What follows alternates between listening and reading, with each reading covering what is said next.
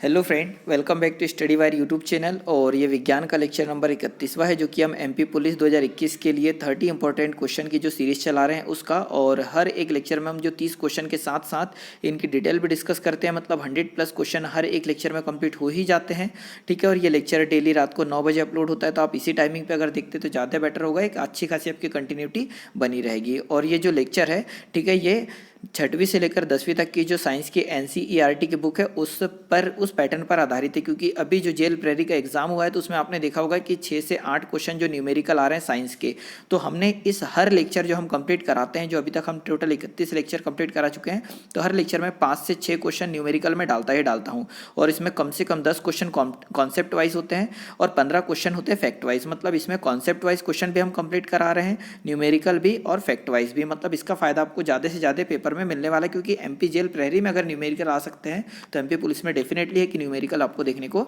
मिलेंगे ही। और science conceptual आने वाला है अब, ना कि ज़्यादा फैक्चुअल, ठीक है। तो आइए लेक्चर स्टार्ट करते हैं। तो सबसे पहला क्वेश्चन आज के लेक्चर का होगा, जो कि 891 नंबर का, क्योंकि इससे पहले के 890 क्वेश्चन हम पिछले लेक्चरों में कंप्लीट करा चुके हैं। जिन लोगों ने वह लेक्चर नहीं दिखे तो आप एक एक दो करके पर डे कंप्लीट करते जाइए, तो अच्छा खासा उसका फायदा आपको देखने को मिलेगा। तो क्वेश्चन कुछ इस प्रकार है कि नेत्र में प्रवेश करने वाले प्रकाश की मात्रा को किसके द्वारा नियंत्रित किया जाता है, ठीक है। जो आंख है, तो बाहर से आने वाला प्रकाश जो नेत्र के अंदर प्रवेश करता है तो किसके द्वारा नियंत्रित होता है प्रकाश, ठीक है, आने वाला वो हमसे पूछा है। तो पहला ऑप्शन है रेटिना, सेकंड ऑप्शन है पुतली, थर्ड ऑप्शन है कार्निया और फोर्थ ऑप्शन हो जाएगा श्वेत पटल, ठीक है। तो ऑप्शन नंबर यहाँ सेकंड हो जाएगा राइट आंसर, जो पुतली होती है, ठीक है। तो नेत्र में प्रवेश करने वाला प्रकाश की मात्रा को पुतली द्वारा नियंत्रित किया जाता है, ठीक है, ये हो जाएगा यहाँ पर। और अगर मैं इसके डायग्राम की बात करूँ तो यहाँ पर एक मिनट,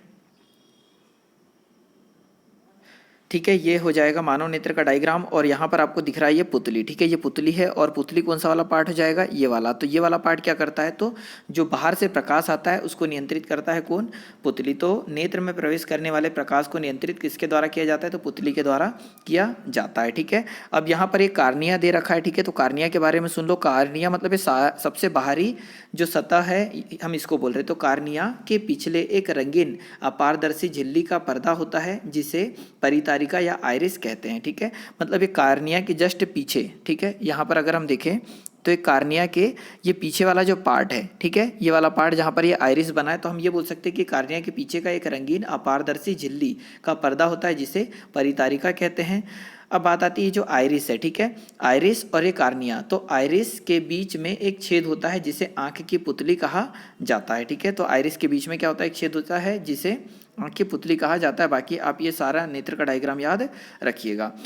अगला क्वेश्चन देखते हैं। क्वेश्चन नंबर आ जाएगा 892 नंबर का, कि त्वरण का एसआई इकाई क्या है। तो सबसे पहले देखो, वेग बराबर से क्या होता है, तो d/t होता है। मतलब विस्थापन बटे समय क्या होता है, वेग। और हम ये बोल सकते हैं कि विस्थापन में परिवर्तन के दर को, ठीक है, विस्थापन में परिवर्तन की दर को क्या बोलते हैं, त्वरण। तो त्वरण बराबर से वेग बटे होता है समय। और इसकी इकाई की बात कर रहे हैं तो v की जगह क्या जाएगा, d/t, और पहले से बटे में क्या है, t है। तो 100 अगर हम करेंगे तो मीटर प्रति सेकंड स्क्वायर आ जाएगा क्या, त्वरण का मात्रक। मतलब ऑप्शन नंबर फर्स्ट हो जाएगा क्या राइट आंसर, की त्वरण की इकाई क्या होगी, तो ms इनवर्स होगी, ठीक है। अगला क्वेश्चन है 893 नंबर का, कि पदार्थ के कणों के बीच आकर्षण बल खालिस्तान में अधिकतम होता है, ठीक है। तो कोई भी पदार्थ है, उनके कणों के बीच जो आकर्षण बल लगता है उसमें किसमें अधिक होता है, हमसे पूछा गया है। तो अगर आप देखोगे तो ये एक ठोस मान लो, ठीक है, यहाँ पर ये छोटे छोटे हम कण मान लेते हैं। उसके बाद अगर आप मानोगे तो ये द्रव्य मान लेते हैं, ठीक है। तो द्रव्य में ये जो कण हो जाएंगे ये इतने हो जाएंगे। और एक गैस की अगर हम बात करें तो इसमें कण ये हो जाएंगे। तो आप देखोगे ठोस में क्या होता है कि कण ज़्यादा पास पास होते हैं, वहीं द्रव में थोड़े और दूर होते हैं और गैस में और दूर होते हैं। तो सबसे ज़्यादा आकर्षण बल किसमें होता है, हमसे पूछा गया। तो जिसके कण पास पास होते हैं, तो हम ये बोल सकते हैं कि यहाँ पर ठोस का कौन सा एग्जाम्पल हो जाएगा, तो तांबे की छड़। तो हम ये बोल सकते हैं कि तांबे की छड़ एक ठोस होगा और ठोस के कण पास पास होते हैं। इसका मतलब इनके बीच आकर्षण बल अधिकतम होता है। तो ठोस के बाद किनका आकर्षण बल आता है, तो द्रव में होता है। फिर सबसे कम आकर्षण बल किसमें होता है, तो ये गैस है जिनमें आकर्षण बल होता ही नहीं है, ठीक है। तो यहाँ पर ऑप्शन नंबर फर्स्ट है राइट आंसर। जितने भी ठोस होते हैं उनके अणुओं के मध्य या परमाणु के मध्य आकर्षण बल अधिकतम होता है। अगला क्वेश्चन है क्वेश्चन नंबर 894 की यदि दो क्रमिक शीर्षों के बीच की दूरी l है, ठीक है, यदि दो क्रमिक शीर्षों के बीच की दूरी l है तो उनकी तरंगदैर्घ्य को व्यक्त किया जा सकता है। तो सबसे पहले देखो तरंगदैर्घ्य की बात हो रही तो हम ये बोल सकते हैं कि एक स्रोत हो गया, यहाँ से कुछ इस प्रकार से तरंग निकलती है। तो उन्होंने बोला है कि दो तरंग के बीच की दूरी, ठीक है, ये वाली दूरी की बात कर रहा है और ये दूरी कितनी है तो l है। और दो शीर्षों के बीच की दूरी को ही हम क्या बोलते हैं तरंगदैर्घ्य बोलते हैं। और दो शीर्षों के बीच की दूरी कितनी है l दी है, तो हम ये बोल सकते हैं कि तरंगदैर्घ्य को किसके द्वारा व्यक्त किया जाएगा, ये हमसे पूछा गया है। और तरंगदैर्घ्य को व्यक्त किसके द्वारा किया जा रहा है यहाँ पर तो l के द्वारा। तो ऑप्शन नंबर सेकंड हो जाएगा राइट आंसर की दो क्रमिक शीर्षों के बीच की दूरी ये वाली है कितनी हमारे पास l, और दो क्रमिक शीर्षों के बीच की जो दूरी होती है उसे ही तरंगदैर्घ्य कहा जाता है। तो किससे व्यक्त करेंगे तो उसे l से व्यक्त करेंगे। ऑप्शन नंबर सेकंड होगा राइट आंसर। अगला क्वेश्चन है क्वेश्चन नंबर 895 खालिस्तान वर्ग के प्राणियों का रक्त गर्म होता है। तो हम ये यहाँ पर वार्म ब्लडेड एनिमल की बात कर रहा है, ठीक है, गर्म खून वाले जो जीव होते हैं उनकी बात कर रहा है। तो कौन से वर्ग ऐसे हैं जिनके प्राणियों का रक्त क्या होता है गर्म होता है। तो यहाँ पर ऑप्शन अगर हम देखेंगे तो सरीसृप, सेकंड ऑप्शन है उभयचर, थर्ड ऑप्शन है पक्षी और फोर्थ ऑप्शन हो जाएगा मृत्स्य, ठीक है। तो यहाँ पर जो पक्षी होते हैं ये पक्षी का रक्त क्या होता है गर्म खून होता है, मतलब ऑप्शन नंबर सेकंड हो जाएगा राइट आंसर। और मनुष्य की अगर हम बात करें तो जितने भी वर्टेब्रेट रहते हैं, ठीक है, कशेरुकी जंतु, वो भी उनका भी रक्त क्या होता है गर्म होता है, ठीक है। तो ऑप्शन नंबर यहाँ थर्ड क्या हो जाएगा राइट आंसर। मतलब इन्हें किसी भी क्षेत्र में ले जा लो, ठंडे क्षेत्र में गर्म क्षेत्र में, इनका जो शरीर का तापमान है वो सेम रहता है, बदलता नहीं है, ठीक है। तो ये आपको याद रखना है। साथ में आप ये याद रखोगे कि जो ये उभयचर होते हैं, ठीक है, हम ये बात करें किसकी उभयचर की, तो ये वर्ग के प्राणी असम तापमापी होते हैं। असम तापमापी मतलब उभयचर जो प्राणी होते हैं जैसे मेंढक हुआ, इनमें क्षेत्र बदलने के साथ साथ इनका तापमान बदल जाता है। मतलब ठंडे प्रदेश में अगर ले जाएंगे तो उनका तापमान कम हो जाएगा, गर्म में ले जाएंगे तो गर्म हो जाएगा, ठीक है। तो वहीं मृत्स्य का भी क्या होता है तो असम तापमापी होते हैं। कहने का मतलब इसका तापमान भी क्षेत्र के अनुसार बदलते रहता है, ठीक है। तो ये मृत्स्य हो गया। और उभयचर ये कोल्ड ब्लडेड जीव होते हैं, इनको हम बोलते हैं कि जो नरम, मतलब ये गर्म हो गया, और एक ठंडा तापमान खून होता है उनका उभयचर का और मृत्स्य का। तो फाइनली आंसर था कि गर्म रक्त किसका होता है तो पक्षियों का और वर्टेब्रेट का होता है। अगला क्वेश्चन है क्वेश्चन नंबर 896 की खालिस्तान जंग का फॉर्मूला है। तो आपने देखा होगा कि जो भी अगर लोहे की वस्तु बाहर रखी हुई होती है, ठीक है, नमी में होती है, तो उसमें जंग लग जाता है एक हल्के से भूरे कलर की, या हम ये बोल सकते हैं कि हल्का सा लाल कलर की एक परत जम जाती है, तो उसे ही कहा जाता है जंग। तो जंग का फॉर्मूला कौन सा ये हमसे पूछा गया है। तो आई होप चारों ऑप्शन आपने पढ़ लिए होंगे। तो ऑप्शन नंबर फोर्थ यहाँ पर हो जाएगा राइट आंसर की Fe2O3 जो होता है वो जंग का फॉर्मूला होता है, ठीक है। Fe2O3 ये जंग का फॉर्मूला होता है और इसे ही फेरसोफेरिक ऑक्साइड भी कहा जाता है। तो अगर कभी आपसे ये पूछ ले कि जंग ना बोलते हुए फेरसोफेरिक ऑक्साइड का फॉर्मूला क्या होता है तो Fe2O3 होता है, फेरसोफेरिक ऑक्साइड का भी, और जंग का फॉर्मूला भी होता है। और इसे हेमेटाइट एस्क भी कहा जाता है, ठीक है, इसे ही क्या कहा जाता है हेमेटाइट एस्क। मतलब फेरसोफेरिक ऑक्साइड का फॉर्मूला भी यही है, जंग का फॉर्मूला भी यही है Fe2O3, और एक फेरसोफेरिक ऑक्साइड का भी यही फॉर्मूला होगा, ठीक है, और एक हेमेटाइट एस्क का। तो अगले क्वेश्चन की ओर चलते हैं। क्वेश्चन नंबर 897 की निष्क्रिय लिटमस विलियन का रंग कैसा होता है। तो देखो आपने हमेशा लिटमस पेपर के बारे में सुना है, तो यहाँ पर वही बोला है कि जो निष्क्रिय लिटमस विलियन होता है, मतलब जो अम्ल हो ना क्षार हो, जिसका पीएच मान 7 हो, वैसे विलियन का जो कलर किस प्रकार का होता है ये पूछा गया। और ये आपको एनसीईआरटी में भी पढ़ने को नहीं मिलेगा, ठीक है। बहुत अच्छे क्वेश्चनों में से एक है। तो पहला ऑप्शन है काला, सेकंड ऑप्शन है बैगनी, थर्ड ऑप्शन है जामुनी, और फोर्थ ऑप्शन हो जाएगा नीला। तो जो निष्क्रिय लिटमस विलियन होता है जिसका पीएच मान 7 होता है, तो वो किस प्रकार का होगा तो वो जामुनी कलर का होगा। तो यहाँ पर ऑप्शन नंबर थर्ड क्या हो जाएगा राइट आंसर। आप इसे याद रखिएगा क्योंकि आपको ये कहीं पढ़ने को नहीं मिलेगा, एक अच्छी खासी पुस्तक पढ़ोगे तो ही आपको मिलेगा, ठीक है। तो निष्क्रिय लिटमस विलियन का कलर कैसा होता है तो जामुनी होता है, ठीक है। और आप चीज़ें जानते ही होंगे। अगर मैं क्षार की बात करूँ तो क्षार क्या करता है, लाल लिटमस को कैसा कर देता है, नीला कर देता है। कौन, क्षार, कि लाल लिटमस को नीला कर देता है। और मिथाइल ऑरेंज जो क्षार है वो मिथाइल ऑरेंज को किस प्रकार से कर देता है तो मिथाइल ऑरेंज को कर देता है क्षार कैसा, पीला कलर कर देता है। दोनों चीज़ें याद रखिएगा कि लाल लिटमस को नीला कर देगा क्षार, और मिथाइल ऑरेंज को कैसा कर देगा, पीला।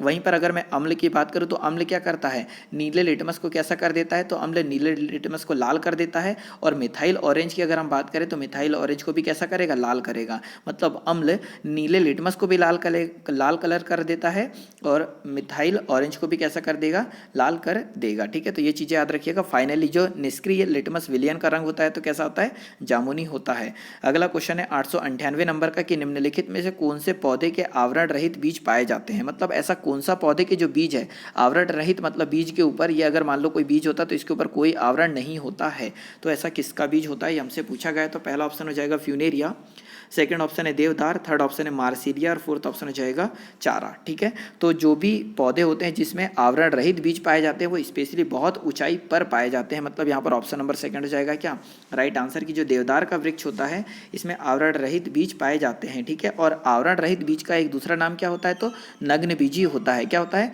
नग्न बीजी होता है। नग्न बीजी को इंग्लिश में क्या कहते हैं, तो जिम्नोस्पर्म कहते हैं। नग्न बीजी को क्या बोलते हैं, जिम्नोस्पर्म बोलते हैं। ठीक है, आवरण रहित बीज को नग्न बीज भी बोलेंगे और जिम्नोस्पर्म भी बोलेंगे। ठीक है, ये आपको याद रखना है। तो फाइनली आंसर क्या है, देवदार। अगला क्वेश्चन है कि मानव पाचन तंत्र में खालिस्तान से पित्त का स्त्राव होता है। ठीक है, तो पित्त का स्त्राव कहाँ से होता है, मानव शरीर तंत्र में, ये हमसे पूछा गया है। तो पहला ऑप्शन है अग्नाशय, सेकंड ऑप्शन है छोटी आंत, थर्ड ऑप्शन है उदर, और फोर्थ ऑप्शन हो जाएगा यकृत। ठीक है, तो यहाँ पर ऑप्शन नंबर डी हो जाएगा राइट आंसर। की जो पित्त रस है वो किससे निकलता है, तो ये यकृत से निकलता है। ठीक है, तो मानव पाचन तंत्र में यकृत से पित्त रस का स्त्राव होता है। ये आपको याद रखना है। जो पित्त जो होता है आंत में उपस्थित, जो पित्त रस निकल रहा है ये आंत में उपस्थित एंजाइमों की तीव्रता क्रिया को क्या कर देता है, बढ़ा देता है। मतलब छोटी आंत जो हमारी होती है वहाँ पर ये पित्त रस पहुँचेगा और उसमें जो एंजाइम है जो क्रिया कर रहे हैं उनकी तीव्रता को बढ़ा देता है। मतलब एक उत्प्रेरक की तरह कार्य करता है कौन, पित्त रस, जो कि किससे निकला है, यकृत से निकला है। एक चीज और याद रखिएगा कि जो यकृत होता है ना, इससे फाइब्रिनोजोन प्रोटीन भी निकलता है। ठीक है, फाइब्रिनोजेन प्रोटीन का नाम आपने सुना होगा। जो रक्त का थक्का जमाने में सहायक प्रोटीन है कौन सा, फाइब्रिनोजोन, वो कहाँ से निकलता है ये पूछ लिया जाए तो वो भी यकृत से निकलता है। और एक और प्रोटीन का नाम आपने सुना होगा, हिप्पेरिन। ठीक है, एक और प्रोटीन का नाम सुना होगा, हिप्पेरिन। और हिप्पेरिन क्या होता है, तो रक्त को शरीर में जमने नहीं देता है। तो ये भी कहाँ से निकलता है, तो यकृत से निकलता है। तो यकृत से तो पित्त रस भी निकला है, हिप्पेरिन नामक प्रोटीन भी निकला है, फाइब्रिनोजेन नामक प्रोटीन भी निकला है। और यहाँ से ये पित्त रस की अगर हम बात करें तो ये पित्त रस का पीएच मान कितना होता है, तो 7.7 होता है। ये आपको याद रखना कि पित्त रस का पीएच मान कितना होता है, तो 7.7। फाइनली इस क्वेश्चन का आंसर यकृत है। अगला क्वेश्चन है क्वेश्चन नंबर 900 नंबर का कि वेग और समय के बीच संबंध दर्शाने वाले समीकरण निम्न में से कौन सा है। ठीक है, ऐसा समीकरण जो वेग और समय के बीच संबंध बताए, ये कौन सा समीकरण होगा। तो यहाँ पर आपको गति के समीकरण दे रखे हैं। ठीक है, तो यहाँ पर ऑप्शन नंबर फोर्थ हो जाएगा राइट आंसर। कि v बराबर से u प्लस ए टी जो है ये गति का प्रथम समीकरण है, जिसको जड़त्व का समीकरण भी बोलते हैं, और ये वेग और समय के बीच में संबंध बताता है। ठीक है, तो वेग और समय के बीच में संबंध बताने वाला समीकरण कौन सा है, तो ये हो जाएगा प्रथम गति का प्रथम समीकरण। और गति का प्रथम समीकरण होता है v बराबर से u प्लस ए टी। ठीक है, तो ये आपको याद रखना है। और गति का अगर द्वितीय समीकरण की बात करें, जो कि ये गति का द्वितीय समीकरण है, तो ये किसके बीच में संबंध बताता है, तो ये समय और स्थिति के बीच में संबंध बताता है। तो समय और स्थिति के बीच में संबंध कौन बताता है, तो दूसरा समीकरण बताता है। ये आपको याद रखना है। फाइनली हमारा क्वेश्चन था कि वेग और समय के बीच में संबंध कौन बताता है, तो गति का प्रथम समीकरण जो कि v बराबर से u प्लस ए टी होगा। अगला क्वेश्चन है कि धातु कर्म एक प्रक्रिया है। ठीक है, जो धातु कर्म होती है वो एक प्रक्रिया है, तो क्या है वो हमसे पूछा गया है। तो पहला ऑप्शन है अयस्क से धातुओं को निकालने की, सेकंड ऑप्शन हो जाएगा अयस्क के गैल्वेनीकरण की, थर्ड ऑप्शन है जंक लोहे में जंक लगने की, और फोर्थ ऑप्शन है तनुकरण की। तो धातु कर्म का मतलब होता है कि हमने पृथ्वी से क्या निकाला, अयस्क निकाला। ठीक है, तो अयस्क से धातु को अलग अलग करने की जो क्रिया है उसको बोलते हैं धातु कर्म की प्रक्रिया। मतलब ऑप्शन नंबर फर्स्ट यहाँ पर क्या हो जाएगा राइट आंसर। की अयस्क से धातुओं को निकालने की जो प्रक्रिया है उसे क्या कहा जाता है, तो धातु कर्म प्रक्रिया कहा जाता है। तो ऑप्शन नंबर फर्स्ट यहाँ पर क्या हो जाएगा राइट आंसर होगा। अगला क्वेश्चन है कि गैल्वेनोमीटर का प्रयोग किया जाता है। ठीक है, जो गैल्वेनोमीटर होता है उसका प्रयोग कहाँ किया जाता है, ये आपने पढ़ा होगा 9th क्लास की एनसीईआरटी में इलेक्ट्रिसिटी में, है ना। तो पहला ऑप्शन है धारा की दिशा का पता लगाने के लिए, सेकंड ऑप्शन है चुंबकीय प्रेरण की दिशा का पता लगाने के लिए, थर्ड ऑप्शन है प्रकाश की दिशा का पता लगाने के लिए, और फोर्थ ऑप्शन है ध्वनि की दिशा का पता लगाने के लिए। तो ये गैल्वेनोमीटर जो इलेक्ट्रिसिटी से संबंध है, तो देखो चुंबकीय आंसर हो नहीं सकता, प्रकाश नहीं हो सकता, ध्वनि नहीं हो सकता, तो ऑप्शन नंबर फर्स्ट यहाँ पर क्या हो जाएगा राइट आंसर की धारा की दिशा का पता लगाने के लिए किसका यूज़ करते हैं, तो गैल्वेनोमीटर का यूज़ करते हैं। तो ऑप्शन नंबर फर्स्ट यहाँ पर क्या हो जाएगा, राइट आंसर। आपको ये पता होना चाहिए कि गैल्वेनोमीटर स्पेशली इलेक्ट्रिसिटी से संबंधित है, तो आंसर भी इलेक्ट्रिसिटी वाला ही होगा। अगला क्वेश्चन 903 नंबर का कि खालिस्तान एक शुद्ध पदार्थ है, ठीक है। तो ये 6वीं क्लास का क्वेश्चन है, ठीक है, जहाँ पदार्थ की हम बात करते हैं वहाँ पर कि खालिस्तान एक शुद्ध पदार्थ है। तो पहला ऑप्शन है चीनी का घोल, सेकंड ऑप्शन है दूध, थर्ड ऑप्शन है वायु और फोर्थ ऑप्शन हो जाएगा मेथेन। तो इनमें से ऐसा कौन सा है जो कि शुद्ध पदार्थ होगा, तो ऑप्शन नंबर फोर्थ यहाँ पर क्या हो जाएगा, राइट आंसर। जो मेथेन होता है CH4 ये एक शुद्ध पदार्थ के अंतर्गत आएगा, ठीक है। तो ये हो जाएगा option number fourth right answer. वायु एक मिश्रण होता है, आप जानते हैं। पानी, दूध अगर देखोगे तो दूध खुद एक मिश्रण होता है क्योंकि उसमें पानी मिला दिया जाता है अदर वगैरह। चीनी का घोल खुद एक मिश्रण होता है क्योंकि इसमें H2O और शक्कर मिली होती है जो होती है C12H22 और O11, ठीक है। तो ये फॉर्मूला है शक्कर का, है ना, चीनी जिसको हम बोलते हैं C12H22O11। और पानी का मिश्रण होता है चीनी का घोल, दूध भी खुद मिश्रण है, वायु भी मिश्रण है, परंतु यहाँ पदार्थ की बात है और पदार्थ मिश्रण नहीं होता है, मतलब ऑप्शन नंबर फोर्थ यहाँ पर हो जाएगा राइट आंसर, मेथेन CH4 जो कि एक शुद्ध पदार्थ का रूप होगा, ठीक है। और इसी मेथेन को एक और नाम से जाना जाता है जिसे बोलते हैं मार्स गैस, ठीक है। आपसे अगर पूछ लिया जाए कि मार्स गैस किसे कहते हैं तो ये किसको बोलते हैं, तो मेथेन को कहते हैं। और मेथेन का फॉर्मूला फाइनली मैं बता ही चुका हूँ, CH4 होता है किसका फॉर्मूला, मेथेन का फॉर्मूला।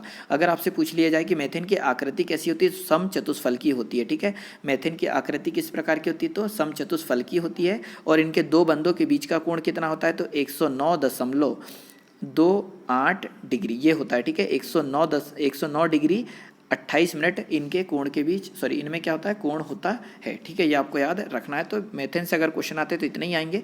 एक और क्वेश्चन बनता है कि जो भैंस जुगाली करती है या गाय जुगाली करती है, भैंस के या गाय के गोबर से कौन सी गैस निकलती है, तो मेथेन निकलती है। दलदली भूमि से कौन सी गैस निकलती है, तो मेथेन गैस निकलती है।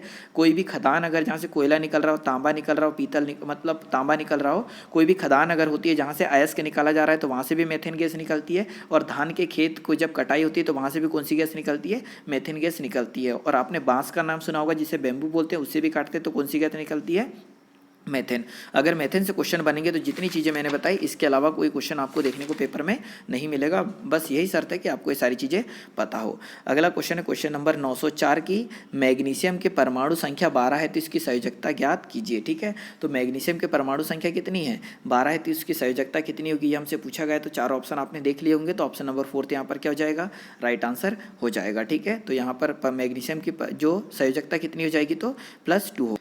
आप देखोगे ये आपके सामने है पीरियोडिक टेबल, तो मैं कई बार इसे बता चुका हूँ कि ये जो सबसे पहला ग्रुप होता है, ठीक है, ये पहला ग्रुप होता है, इसकी संयोजकता कितनी होती है, 1 होती है। सभी की संयोजकता 1 होगी पहले ग्रुप की, जिसमें है क्या क्या हमारे पास, तो यहाँ पर दिया हुआ है hydrogen, lithium, sodium, potassium, rubidium, caesium और नीचे क्या जाएगा, फ्रांसियम आ जाएगा। तो इनकी सबकी संयोजकता 1 होगी। वैसे ये सेकेंड वाला जो पार्ट है, beryllium, magnesium, calcium, strontium, barium और रेडियम, इनकी संयोजकता कितनी होगी, तो 2 होगी। वहीं पर बोरान, एल्यूमिनियम, गैलियम, इंडियम और थेलियम, इनकी संयोजकता कितनी होगी, तो 3 होगी। आगे अगर हम देखें तो ये वाला जो ग्रुप है, कार्बन, सिलिकॉन, जर्मेनियम, टीन और लेड, इनकी संयोजकता कितनी होगी, तो 4 होगी। वहीं पर अगले ग्रुप की हम बात करें तो nitrogen, phosphorus, arsenic, antimony, bismuth, इनकी संयोजकता कितनी हो जाएगी, तो 5। और ये oxygen, sulphur, selenium, tellurium, polonium, इनकी संयोजकता हो जाएगी 6।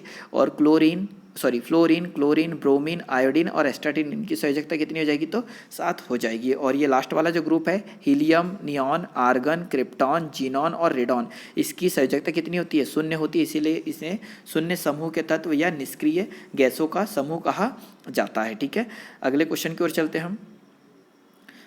तो देखो जो कैल्शियम था ये 12 था, है ना, 1 मिनट वापस से देख लो, कैल्शियम यहाँ था, ठीक है। तो ये कैल्शियम था, कैल्शियम सेकंड वाले समूह में, इसलिए इनकी संयोजकता कितनी होगी, 2 होगी। अगला क्वेश्चन देखते हैं हम। क्वेश्चन नंबर आ जाएगा 905 नंबर का कि निम्नलिखित में से कौन सा त्वरण के मान को गुरुत्व के कारण प्रभावित नहीं करता। तो सिंपल सा ये क्वेश्चन बोला है कि जो जी का मान होता है गुरुत्वाकर्षण, ये ठीक है, ये त्वरण के मान को कौन प्रभावित नहीं करता, ये हमसे पूछा गया है। तो देखो अगर ये पृथ्वी है तो ऊपर जाने पर जी का मान क्या होता है, कम होते जाता है, मतलब हम ये बोल सकते हैं कि शीर्षलंब के साथ परिवर्तित होता है, तो ये आंसर हो नहीं सकता। जब हम पृथ्वी के अंदर जाते जाते हैं तो जी का मान कम होते जाता है, मतलब ये भी आंसर नहीं हो सकता। पृथ्वी का आकार जितना बड़ा होगा उतना जी का मान क्या होता जाएगा, छोटा होता जाएगा, और पृथ्वी का आकार छोटा होता जाएगा तो जी का मान बढ़ता जाएगा, तो इससे भी प्रभावित होता है, मतलब द्रव्यमान का जी के मान पर कोई प्रभाव नहीं पड़ता है। तो ऑप्शन नंबर सेकंड यहाँ पर क्या हो जाएगा, राइट आंसर होगा कि त्वरण के मान को गुरुत्व के कारण कोई प्रभावित नहीं करता। कौन प्रभावित नहीं करता, तो द्रव्यमान प्रभावित नहीं करता। ऑप्शन नंबर सेकंड है राइट आंसर। अगला क्वेश्चन है कि 906 नंबर का कि खालिस्तान अनुवांशिकी गुणों का वाहक है, तो जो अनुवांशिक गुण होते हैं उनका वाहक कौन होता है। तो पहला ऑप्शन है डीएनए, सेकंड ऑप्शन है आरएनए, थर्ड ऑप्शन है बीजाणु और फोर्थ ऑप्शन हो जाएगा परागकण। ठीक है, तो यहाँ पर क्वेश्चन नंबर हमारा 906। ठीक है, तो यहाँ पर ऑप्शन नंबर फर्स्ट हो जाएगा क्या, राइट आंसर की अनुवांशिक, जो अनुवांशिक गुणों का वाहक कौन होता है, तो डीएनए होता है। ठीक है, तो डीएनए के अंदर भी एक इकाई होती है क्या, जीन नाम की, तो जो जीन होता है वो अनुवांशिक गुणों को, जो किस में पाया जाता है जीन, तो डीएनए के अंदर पाया जाता है। तो यहाँ क्वेश्चन है कि अनुवांशिक गुणों का वाहक कौन होता है, तो जीन होता है, पर जीन पाया जाता है डीएनए के अंदर, इसीलिए यहाँ पर डीएनए क्या होगा, राइट आंसर होगा। ये आपको याद रखना है। अब अगर यहाँ पर बात करें कि डब्ल्यू वॉटसन, ठीक है, कि ये जेनेटिक्स, सॉरी ये अनुवांशिक को इंग्लिश में जेनेटिक्स कहा जाता है। तो जेनेटिक्स नाम का प्रयोग सबसे पहले किसने कहा, अगर किसने प्रयोग किया जेनेटिक्स नाम का, ये अगर आपसे पूछ लिया जाए तो डब्ल्यू वॉटसन होता है। ठीक है, जेनेटिक्स नाम का सर्वप्रथम प्रयोग कौन ने करा, तो डब्ल्यू वॉटसन ने करा है।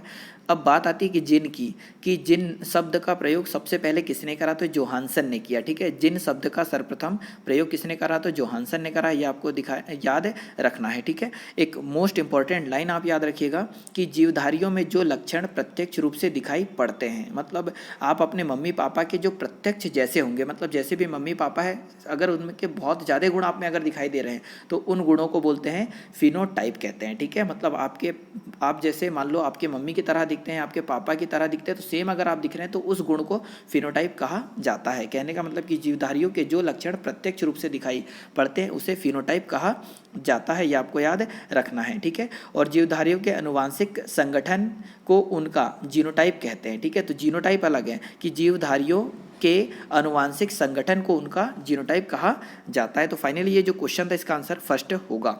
अगला क्वेश्चन है कि आधुनिक आवर्त सारणी में समूह खालिस्तान में कवक, सॉरी यहाँ आ जाएगा कवक लिखा है ना, कवक लिखा है, 7 तत्व होते हैं। मतलब ये बोला है कि जो आधुनिक आवर्त सारणी के कौन से समूह में 7 तत्व होते हैं, ये हमसे पूछा गया है।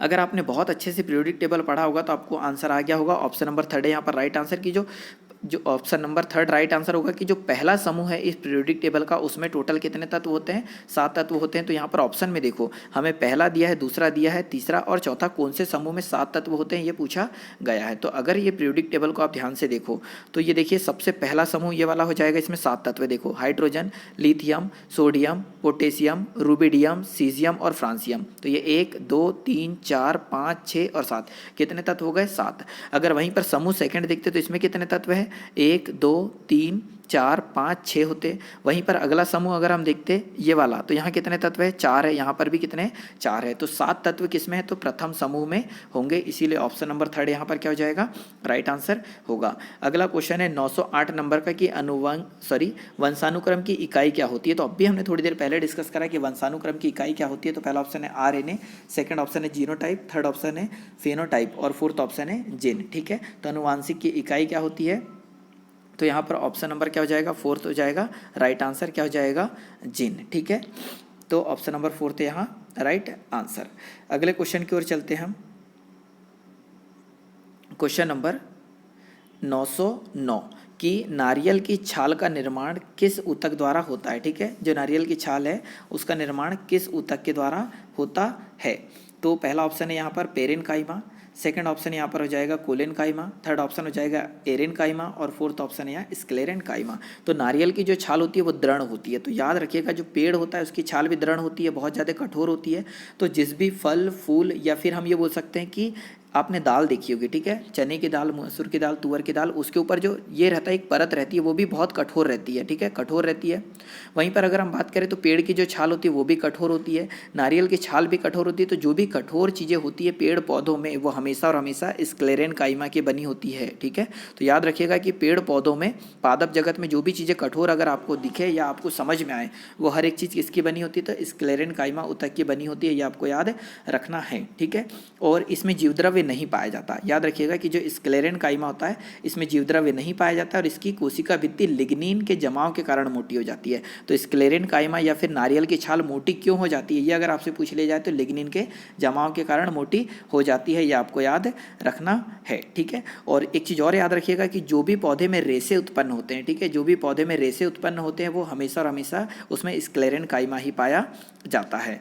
अगला क्वेश्चन है क्वेश्चन नंबर 910। ठीक है, कि अल्ट्रासाउंड उत्पन्न करके गेम खेलते हैं। ठीक है, मतलब अल्ट्रासाउंड एक ये तरंग का प्रकार है। तो अल्ट्रासाउंड उत्पन्न करके कौन गेम खेलते हैं, तो पहला ऑप्शन है पतंगे, सेकंड ऑप्शन है हाथी, थर्ड ऑप्शन है चूहे और फोर्थ ऑप्शन है व्हेल। ठीक है, तो यहाँ पर ऑप्शन नंबर थर्ड हो जाएगा राइट आंसर कि जो चूहे हैं वो अल्ट्रासाउंड उत्पन्न करके क्या खेलते हैं, गेम खेलते हैं। तो ये आपको याद रखना है। अगला क्वेश्चन है क्वेश्चन नंबर 911 की कैलिफोर्निया, यहाँ पर ये गलत लिखा है ना। ठीक है, तो मैं नाम बता देता हूँ, कैलिफोर्नियम, कैलिफोर्नियम। ठीक है, तो ये है कैलिफोर्नियम किसका सदस्य है, ये हमसे पूछा गया है कि जो कैलिफोर्नियम एक तत्व का नाम है। ठीक है, ये एक तत्व है, तो कैलिफोर्नियम एक तत्व है, ये किसका सदस्य है, ये पूछा गया है। तो पहला ऑप्शन हो जाएगा एक्टिनाइट श्रेणी का, सेकंड ऑप्शन है लेंथेनाइट श्रेणी का, थर्ड ऑप्शन है आदर्श गैसों का और फोर्थ ऑप्शन हो जाएगा हेलोजन गैसों का। अगर आपको पीरियोडिक टेबल अच्छे से याद होगा तभी आप इस आंसर बता पाएंगे। तो ऑप्शन नंबर फर्स्ट है राइट आंसर की एक्टिनाइट श्रेणी का, एक्टिनाइट श्रेणी का सदस्य हो जाएगा कौन, कैलिफोर्नियम। ठीक है, और इसका परमाणु क्रमांक कितना होता है, तो 98 होता है। चाहो तो मैं इसे बता देता हूँ आपको, यह है पीरियोडिक टेबल। तो पीरियोडिक टेबल में जो ये नीचे तत्व होते हैं ये होते हैं किसके, ए ब्लॉक के तत्व, ये हम बता चुके थे। ये होती है लेंथेनाइट श्रेणी। ठीक है, 57, 58, 59 ये हो जाएगा लेंथेनाइट श्रेणी और नीचे वाली होती है एक्टिनाइट श्रेणी। तो यहाँ पर आप देखोगे 98 नंबर का तत्व ये है कैलिफोर्नियम। ठीक है, तो आपको एक एक तत्व का नाम याद रखना है, ध्यान से आप पढ़ोगे तो ये देखिए 98 नंबर का जो तत्व है ये है CF, संकेत है CF और ये क्या हो जाएगा, कैलिफोर्नियम हो जाएगा। ठीक है, और इसके बारे में और चीज़ें अगर पढ़नी है, सॉरी नेट बंद है इसलिए खुल नहीं रहा है, बाकी आपको सारी जानकारी इसमें मिल जाएगी। तो ये 98 नंबर का क्या हो जाएगा, कैलिफोर्नियम। और यहाँ अगर आप देखोगे तो ये एक्टिनाइट स्टार्ट होता है, तो एक्टिनाइट श्रेणी का तत्व होगा। तो ये आपको याद करना है ये दोनों श्रेणी। ठीक है, मैं अगले लेक्चर में या अगली बार इसे डिस्कस कर लूँगा। ठीक है, तो याद रखिएगा कि जो कैलिफोर्निया में किसका है, तो एक्टिनाइट श्रेणी का सदस्य हो जाएगा। परमाणु क्रमांक कितना था, तो 98। अगला है सूर्य की ऊर्जा का स्रोत क्या है। बहुत ही सिंपल क्वेश्चनों में से एक है कि सूर्य में जो ऊर्जा का स्रोत है वो क्या है। तो पहला ऑप्शन है फोटो वोल्टिक अभिक्रिया, सेकंड ऑप्शन है प्रकाश विद्युत अभिक्रिया, थर्ड ऑप्शन है नाभिकीय संलयन अभिक्रिया और फोर्थ ऑप्शन हो जाएगा नाभिकीय विखंडन अभिक्रिया। तो आई होप सभी ने इसका आंसर सही लगाया होगा। नाभिकीय संलयन अभिक्रिया के दौरान सूर्य में क्या होता है, ऊर्जा का उत्पादन होता है। ठीक है, और सूर्य में स्पेशली पाया क्या जाता है, तो हीलियम पाया जाता है और हाइड्रोजन पाया जाता है। तो इनमें दोनों में नाभिकीय संलयन की क्रिया होती है। ठीक है, कि 4 हाइड्रोजन मिलकर किसका, एक हीलियम अणु का निर्माण करते हैं। ये आपको याद रखना है कि 4 हाइड्रोजन मिलकर एक हीलियम अणु का निर्माण करते हैं और नाभिकीय संलयन अभिक्रिया होती है किसमें, सूर्य में। ठीक है, और ये भी याद रखना है कि 8 मिनट 20 सेकंड लगता है पृथ्वी तक सूर्य के प्रकाश को आने में। ये छोटे मोटे क्वेश्चनों में से एक है। अगला क्वेश्चन अच्छा हो जाएगा, अगर 10वीं क्लास की आपने पुस्तक पढ़ी होगी तो ही ये बनेगा, अदरवाइज बन ही नहीं सकता। तो क्वेश्चन है कि 2.8 ग्राम वजन वाले लोहे के एक टुकड़े में, ठीक है, तो ये जो पिछले पेपर हुए हैं उनके आधार पर ही क्वेश्चन करा रहे हैं। तो 2.8 ग्राम वजन वाले लोहे के टुकड़े में आयरन के परमाणुओं की संख्या कितनी है। तो आयरन के परमाणु की संख्या की बात करी है कि अगर वो 2.8 ग्राम वजन का हो तो उसमें कितने परमाणु होंगे, ये हमसे पूछा गया है। तो करते कैसे हैं, ये आपको 10th क्लास की आप पुस्तक पढ़ लीजिए, बाकी फिर भी मैं आपको बता देता हूँ कि सबसे पहले तो देखो आयरन का परमाणु क्रमांक होता है कितना, 26। इसके परमाणु भार की अगर हम बात करें तो कितना होता है, कितना होता है, 56 होता है, याद रखिएगा।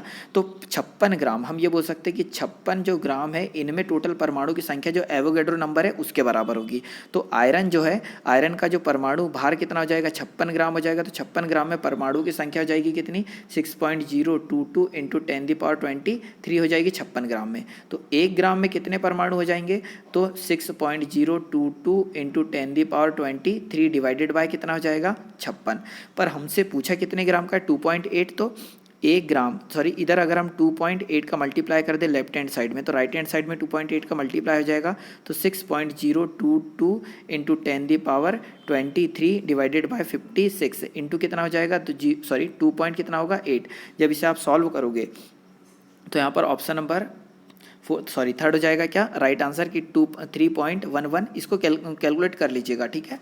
तो आंसर आ जाएगा थर्ड, ये हो जाएगा राइट आंसर, ठीक है। तो ऐसा इसे सॉल्व करते हैं। 10th क्लास की एनसीईआरटी पढ़ोगे तो सारी चीज़ें आपको पढ़ने को वहाँ मिलेगी। अगला क्वेश्चन है 914 नंबर का कि पानी के एक अम्ल या क्षार के विलयन करने के लिए किस नाम से जाना जाता है। तो देखो एक सिंपल सा ऐसा कुछ बोलने का मतलब है कि पानी को अम्ल या क्षार के साथ अगर मिलाया जाए तो वो विलयन किस नाम से जाना जाता है, ये हमसे पूछा गया है कि अगर अम्ल को पानी में मिलाओ या क्षार को मिलाओ तो वो विलयन का क्या होगा, ठीक है। तो पहला ऑप्शन है अपघटन अभिक्रिया, सेकंड ऑप्शन है ऊष्माक्षेपी अभिक्रिया, थर्ड ऑप्शन है उदासीन अभिक्रिया और फोर्थ ऑप्शन हो जाएगा ऊष्मा शोषी अभिक्रिया, ठीक है। तो यहाँ पर ऑप्शन नंबर सेकंड हो जाएगा राइट आंसर की या तो आप अम्ल के साथ पानी मिलाओ या क्षार के साथ पानी मिलाओ, इसमें से ऊर्जा निकलती है, तो इसीलिए हम इसमें ऊष्माक्षेपी अभिक्रिया कहेंगे। तो ऑप्शन नंबर सेकंड है क्या, राइट आंसर। अगला क्वेश्चन है 915 नंबर का कि ऊष्माक्षेपी अभिक्रिया वह अभिक्रिया है। तो ऊष्माक्षेपी अभिक्रिया अभी मैंने बताया क्या होता है, जिसमें ऊष्मा निकलती है, ठीक है। तो यहाँ पर ऊष्मा निकलती है, ऑप्शन नंबर फोर्थ क्या हो जाएगा, राइट आंसर कि वह अभिक्रिया जिसमें से ऊष्मा निकलती है वह ऊष्माक्षेपी अभिक्रिया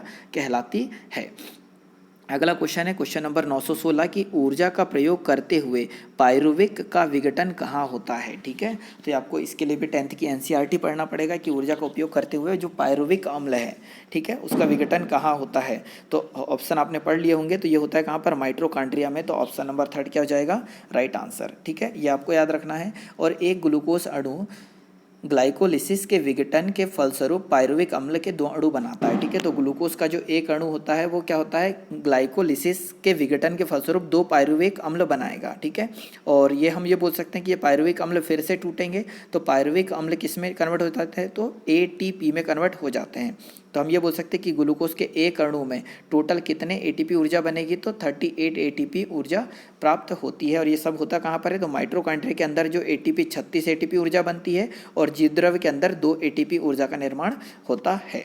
अगला क्वेश्चन देखते हैं क्वेश्चन नंबर 917 की सोडियम बाइकार्बोनेट का रासायनिक नाम क्या है। तो सोडियम बाइकार्बोनेट का फॉर्मूला क्या होता है, तो NaHCO3 होता है। ये सोडियम बाइकार्बोनेट का फॉर्मूला हो जाएगा NaHCO3।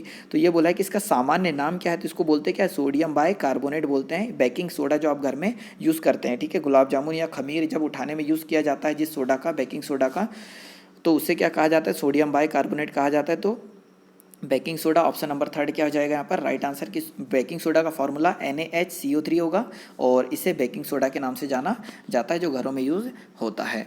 अगला क्वेश्चन है क्वेश्चन नंबर 918 नंबर का कि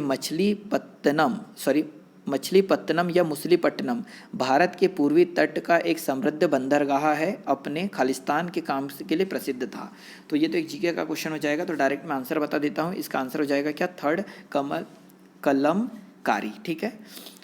अगला क्वेश्चन है क्वेश्चन नंबर 919वां कि खालिस्तान एक निष्क्रिय गैस है। तो हम कई बार बता चुके हैं कि निष्क्रिय गैस जो 18वें समूह की होती है उसे कहा जाता है। तो यहाँ पर क्रिप्टॉन हो जाएगा क्या, राइट आंसर, ये निष्क्रिय गैस के अंतर्गत आ जाएगी। चाहो तो ये पीरियोडिक टेबल देख लो, पीरियोडिक टेबल में ये जो गैसें हैं, ठीक है, ये लास्ट वाली जो ये 18वें समूह की गैस है, ये सब के सब निष्क्रिय गैस कहलाती है क्योंकि इसमें कोई भी संयोजकता इलेक्ट्रॉन नहीं होता है। तो इसमें क्या क्या आती है, तो helium, neon, argon, krypton, xenon और रेडॉन, ये सभी की सभी निष्क्रिय गैस के अंतर्गत आती है। हेलोजन की बात करें तो फ्लोरीन, क्लोरीन, ब्रोमीन, आयोडीन और एस्टाटीन ये हेलोजन के अंतर्गत आते हैं, ठीक है।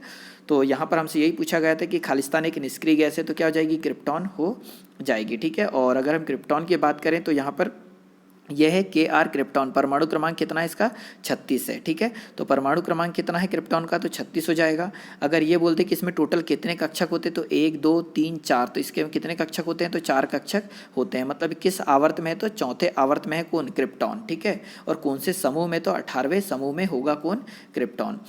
अगला क्वेश्चन देखते हैं क्वेश्चन नंबर 920 हो जाएगा कि प्रोपेन का रासायनिक सूत्र क्या होगा, ठीक है। प्रोपेन का तो सबसे पहले क्या आता है, मेथेन आता है, फिर एथेन आता है, फिर प्रोपेन आता है। तो इसमें कार्बन 1 होगा, इसमें 2 होगा, इसमें 3 कार्बन होंगे। तो आंसर नंबर फर्स्ट हो जाएगा राइट आंसर कि C3H8 किसका फॉर्मूला हो जाएगा, तो प्रोपेन का फॉर्मूला होगा। तो ये होगा राइट आंसर। और प्रोपेन किससे संबंधित है, तो एल्केन ग्रुप का सदस्य होगा, ये आपको याद रखना है, ठीक है। और ये बनते किस फॉर्मूले से, तो एल्केन ग्रुप का एक फॉर्मूला हमने पढ़ाया हुआ है आपको, CnH 2n+2, ठीक है, ये एल्केन समूह का फॉर्मूला है। यहाँ n के मान रखते जाते हैं और नाम आते जाते हैं। तो पहला होता है मेथेन, फिर होता है एथेन और फिर होता है प्रोपेन, ठीक है। तो फाइनली ऑप्शन नंबर फर्स्ट है राइट आंसर। तो आज के लेक्चर में तो इतना ही, अगले लेक्चर में फिर मुलाकात होगी। लेक्चर अच्छा लगा हो तो इसे लाइक और शेयर जरूर करें, ठीक है। और वीडियो देखने के लिए बहुत बहुत धन्यवाद। जय हिंद, जय भारत।